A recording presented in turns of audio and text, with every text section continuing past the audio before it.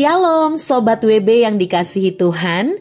Renungan harian wanita bijak pada hari Sabtu tanggal 7 Desember 2024 berjudul Menghitung Kebaikan Tuhan. Pembacaan firman Tuhan dari kitab Mazmur 23 ayat yang pertama sampai dengan ayat yang ke-6. Marilah Sobat WB, sebelum kita mendengarkan sabda Tuhan, kita bersatu di dalam doa.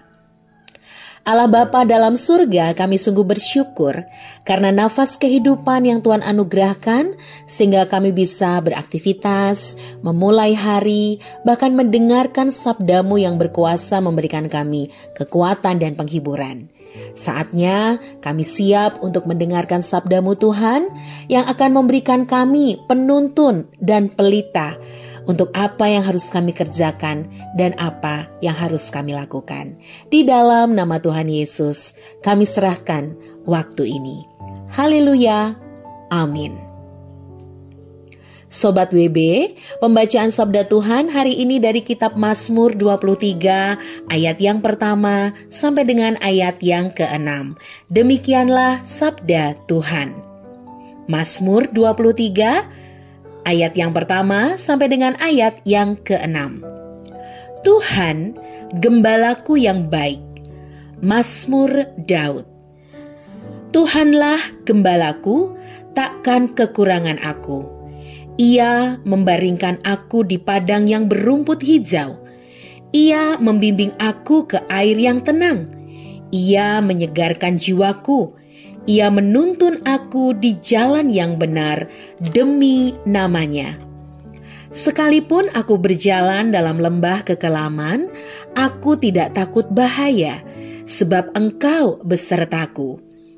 Gadamu dan tongkatmu, itulah yang meneguhkan aku. Engkau menyediakan hidangan bagiku di hadapan lawan-lawanku. Engkau mengurapi kepalaku dengan minyak. Pialaku penuh melimpah. Kebaikan dan kasih setia belaka akan mengikuti aku seumur hidupku. Dan aku akan tinggal dalam rumah Tuhan sepanjang masa. Demikianlah Sobat WB pembacaan kitab Mazmur 23 ayat yang pertama sampai dengan ayat yang ke-6. Berbahagialah setiap kita yang tidak hanya mendengarkan sabda Tuhan, tetapi juga tekun melakukannya dalam hidup sehari-hari. Haleluya. Amin.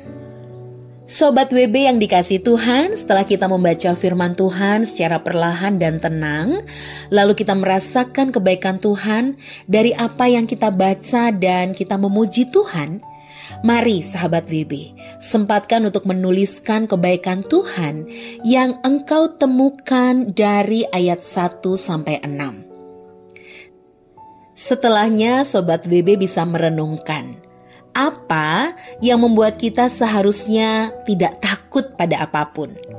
Bisa dibaca dalam ayat yang keempat, dan apa yang senantiasa mengikuti seumur hidup kita.